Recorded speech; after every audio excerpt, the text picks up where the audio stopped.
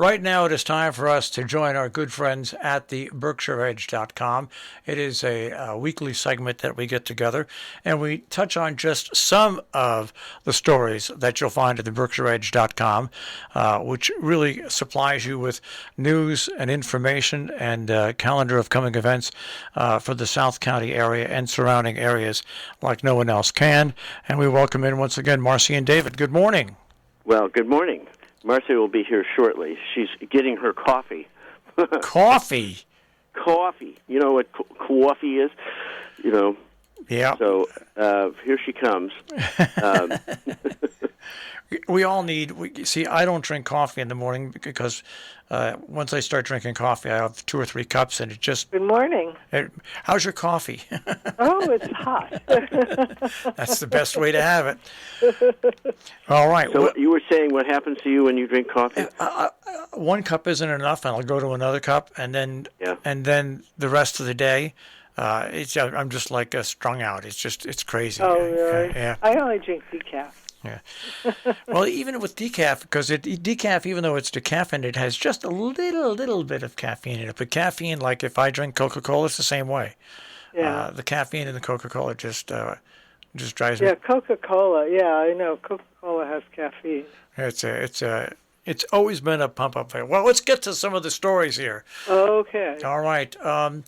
Now, this is a story that I once again found at the BerkshireEdge.com. Redevelopment of the Eagle Mill in Lee. We've talked about that before, but that is finally getting underway now. It's finally getting underway. They had a groundbreaking, and they found a Jeff Cohen, who is the developer of this, what was a kind of derelict complex, is now getting underway to reimagine it and restore it as a residential and commercial property complex.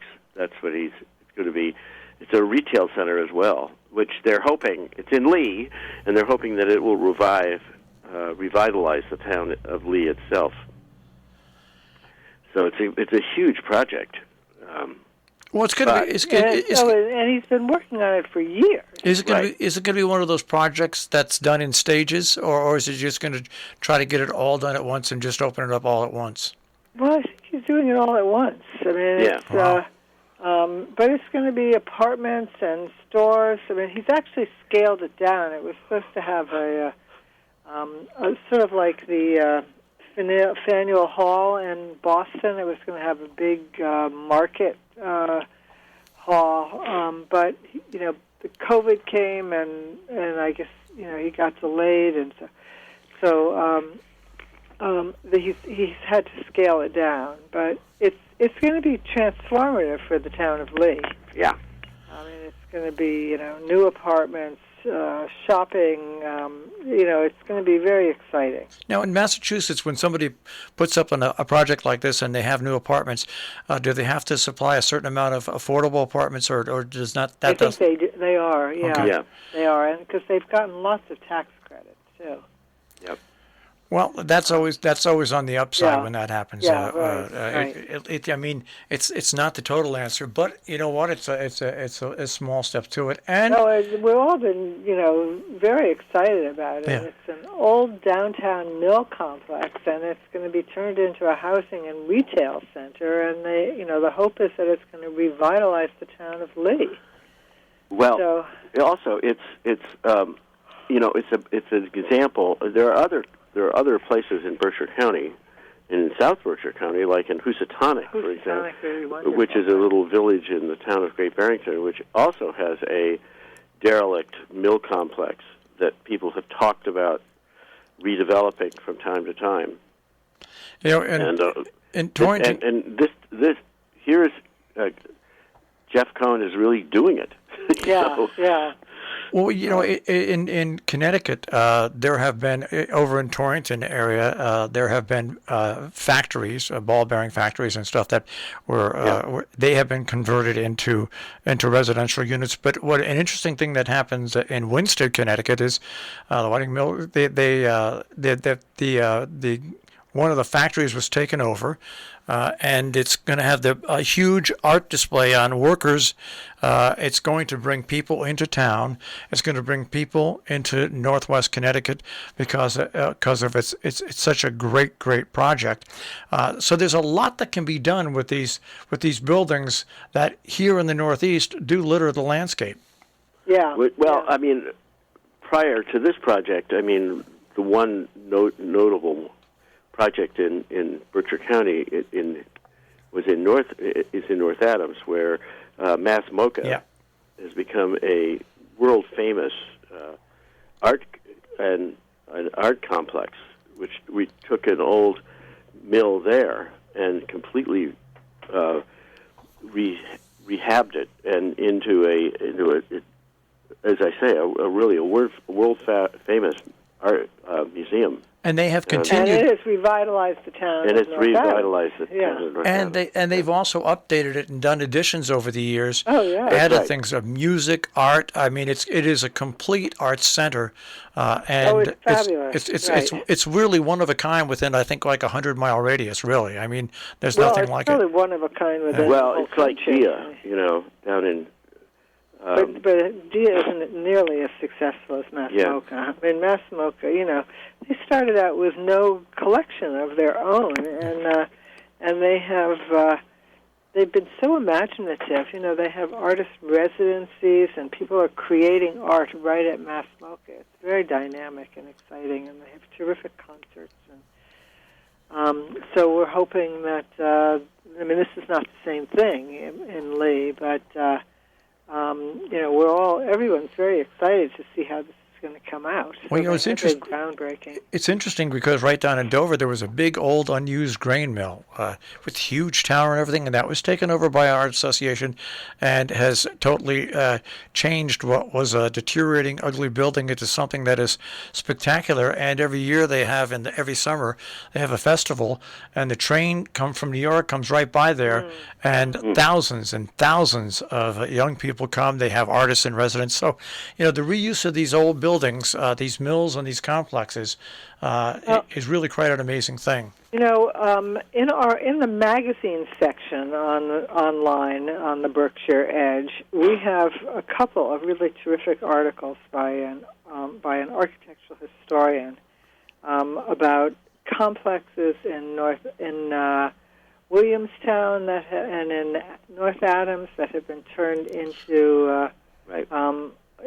housing.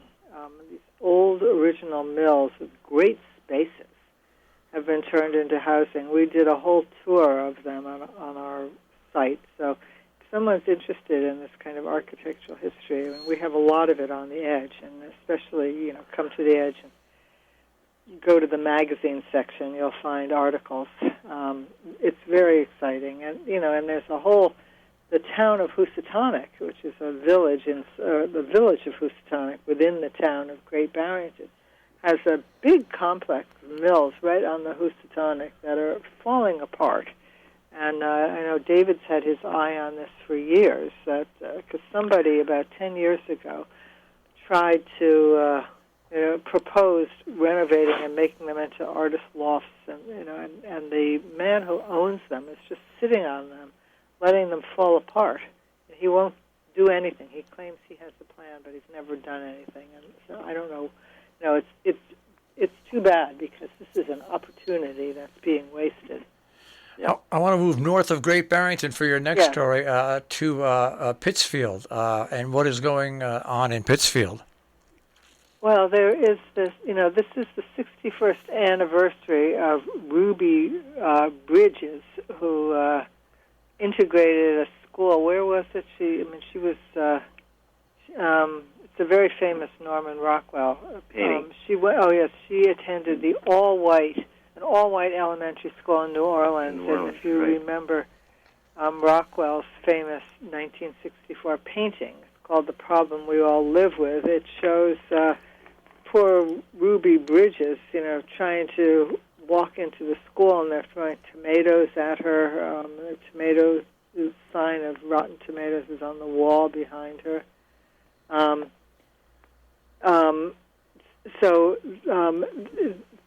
Pops Peterson, who is a local artist, has done a version of Ruby's walk to school on a building in Pittsfield, and he's done it in multicolor. He's calling her Rainbow Ruby Bridges.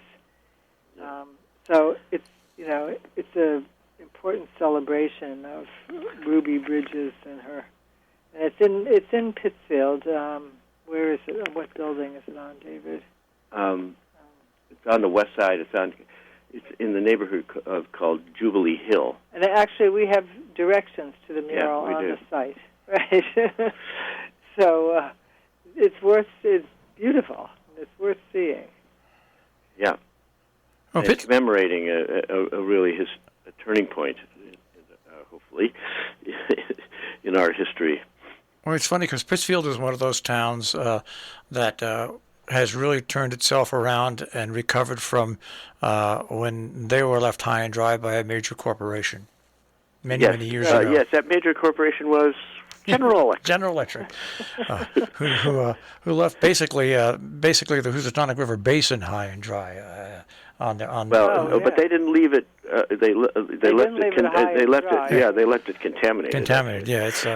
But I remember Pittsfield from that. I worked in Pittsfield for the first year of my full-time radio broadcasting career, and it was at when Pittsfield was really at the lowest point. But it was still a great town. I loved being in Pittsfield. I had a car, but I could walk to the radio station and back and walk wherever I wanted to go in that town. So it was Well, it used to be when GE was, had its many thousands of workers. It was a bustling town. I mean, it was busy, and but it was also contaminated. Yeah, it was terribly contaminated. Yeah. But the next story is an interesting story because it affects so many different people, and that is Berkshire Community College. They're now hosting a workshop on challenges that veterans face when they come home from combat. Yeah, and it's today. Yeah. It takes place today from 3:30 to 5:30. Right. Is it Zoom? Is it live or is it Zoom? Sorry, I can't remember. But it's an online workshop, a free online workshop, and it's today, and it is exploring the problems that veterans face when they return home. Now, we've been watching over the last few weeks. We've been watching a TV series on PBS about veterans.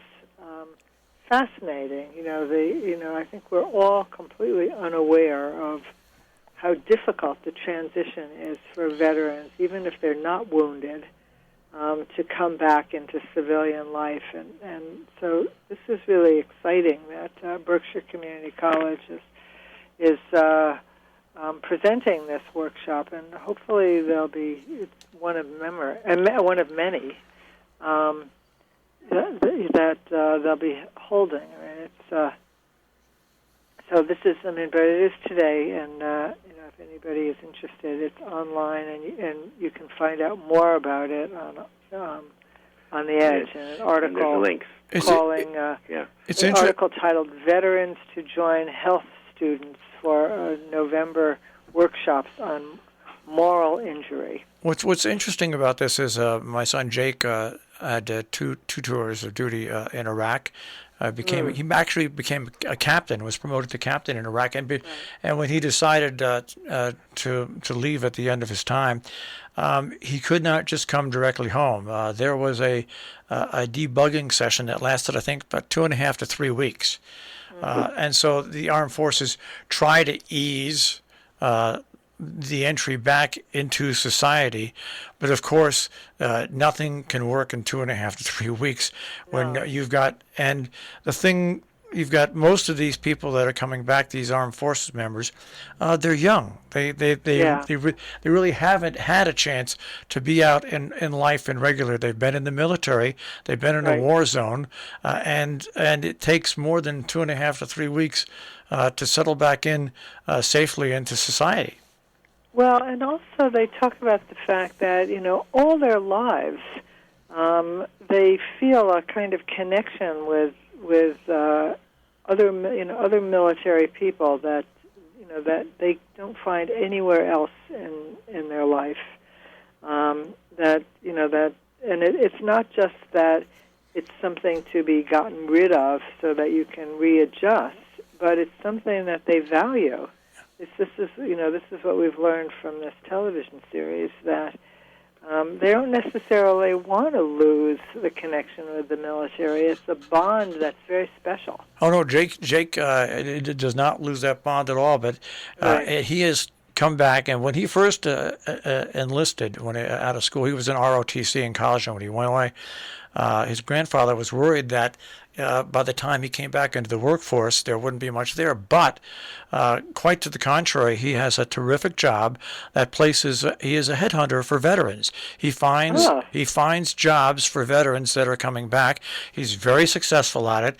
It keeps him bonded with the military. Right. He's bonded with his friends, and it's one of those things that really worked out extremely well for him. And there's other stories out there like that, just like there are stories of some veterans who get lost in the mix coming back. Many, right? Yeah. And the suicide rate is terrible. Yeah, it's a topic that ranges from A to Z, really. When it all depends who comes back and what they come back to. I see the name Dr. Rich Kessin here. Yes, he lives in your neighborhood. Yeah, he lives down in Lakeville. Yeah, how about that? And this is interesting because he's got a prediction on COVID-19 will end with vaccinations, not treatments. It's an interesting story. Yeah, well, he writes for us regularly. He's an old friend of mine, and he lives in Lakeville now. He's retired. He was a very prominent scientist at Columbia University. Yeah. So he's a retired professor from Columbia, a professor of pathology and cell biology. But and he's been writing for us about the pandemic for the last year and a half. But he is, what he is saying is that his prediction is that COVID-19 will recede in areas of high vaccination. Treatments may have a role, but vaccination is the primary player here. So, for everybody who, again, I mean, it's we are all concerned that so many people are not getting vaccinations, and he thinks there'll be more variants. We have the Delta variant, but he thinks there'll be more, and the only way to fight against them is to be vaccinated. So. Yeah, and now with Pfizer coming out with the pill that if you do come down with COVID, it's not a cure for it, but once again, it's a treatment that, in addition to the vaccinations, helps, it mitigates it helps you survive it, and it eventually, between vaccinations and this, it really will be people who are unvaccinated and who have health problems on top of that really, and I don't know if you're ever going to convince those people ever to do anything. Take a pill or take a vaccination, right. But eventually we will get to that point. Yeah, I think he's absolutely right there. I mean, well, and he says, in areas where the vaccination rate is low, at let's say 40%, he said there are going to continue to be serious problems with high levels of infection and overwhelmed medical facilities for extended periods. That the patient and of course. This patient load affects the hospital's ability to treat other diseases. So that means that the poor and the medically underserved are going to get even less attention, and schools, industry, and the economy will continue to be weakened in circumstances like that. So the the treatments may be good, but you still have to treat them. I mean, it takes resources to treat people, whereas if they'd had vaccinations, the number of people who need to be treated would be greatly diminished. Well, we've had to... think about how polio used to be such a plague. Right, now it's not. We've had two outbreaks here locally. One, of course, made national news a week and a half after it was reported, and that is at the Gear Nursing and Rehab Center, where a total of 89 breakthrough cases came up, where I think 8 or 9 people, maybe 10 people, died. And also in Region 1, over Halloween, there was what appears to be a Halloween party that was held. And now you have 5th in Cornwall Consolidated School. The 5th, 6th, and 7th grades are all learned at home for the next 10 days, simply to stop the spread. I mean, this is something that's going to pop up everywhere and be with us for quite a while. It really is. Yeah. Again, I mean, it's a terrible drain on resources when people don't get vaccinated. And it's puzzling, because I remember as a kid, my parents were so delighted to have a polio vaccine, and would always make sure that they were totally confident in the vaccination in the vaccinations for various diseases that we all got. Yeah, we didn't have the level of mistrust. Yeah. Well, it's here to stay now. It's here to stay now, unfortunately. Next story I want to go on to: tax the rich. Tax the rich. Oh yes. Oh, this is I'm sorry. I'm going to rush in on this one because I have been working with Sheila Clary on this. But one of our writers, Sheila Clary, has been in touch with a very interesting organization called Patriotic Millionaires. And this is an organization of some of America's richest citizens. They are, wealthy people, their advisors, and other investors who have realized that, whatever their political position is, that the economic inequality in this country is very destabilizing. And it's going to, be very dangerous for the country if it continues. So these people are working to try to, change the tax system, or the tax structure, and they're also so that wealthy people pay their fair share, and they're also, concerned about making sure that people who work can earn a living wage, so they're looking at employment laws, and they're also looking at campaign finance laws to make sure that people have, that there isn't so much money in politics that it distorts fair representation of people. They have also written a book called Tax the Rich: How Lies, Loopholes, and Lobbyists Make the Rich Even Richer. And we are going to have a webinar with the founder and the president of Patriotic Millionaires, and we actually have to change the date on this story because one of the people was invited to have dinner with Nancy Pelosi on the night that we were originally going to have it on November 18th, and now we've moved it. We could understand that Nancy Pelosi came before us, so we've now moved this, and we need to change this right now to Wednesday, October 1st. All right. Well, we're out of time, and because it's hard to believe. This is only for EDGE members. Okay, only for EDGE members. You need to be a supporter of the EDGE in order to. And please, people, join the EDGE and come to this seminar. All right, we have about 30 seconds, and let's talk very quickly about the Getty gas station on Main Street in Great Barrington going to become a pot shop. No, it's not going to become a pot shop. That's a mistake. It's being renovated. By the pot shop across the street. Being renovated by the neighborhood better. Right. Sorry. It's a pot shop economic development project. Okay. Yeah, it's not a pot shop. Taking pot money and reinvigorating the neighborhood. It's a very unsightly thing, and the pot shop across the street is helping to improve the neighborhood. All right. Well, you see, marijuana can do some good. There you go. Yeah. Okay. All right, guys, we'll speak to you next week. Okay. Okay. Take care. Have a good week. And our magazine is out, the November issue of Berkshire's calendar. So look for that. It's full of information about the next few months. All right, guys. We'll speak to you next week. Bye. All right. Bye-bye. That is the Berkshire Edge on air here at Robin Hood Radio. The BerkshireEdge.com is where you find them 24 hours a day, 7 days a week.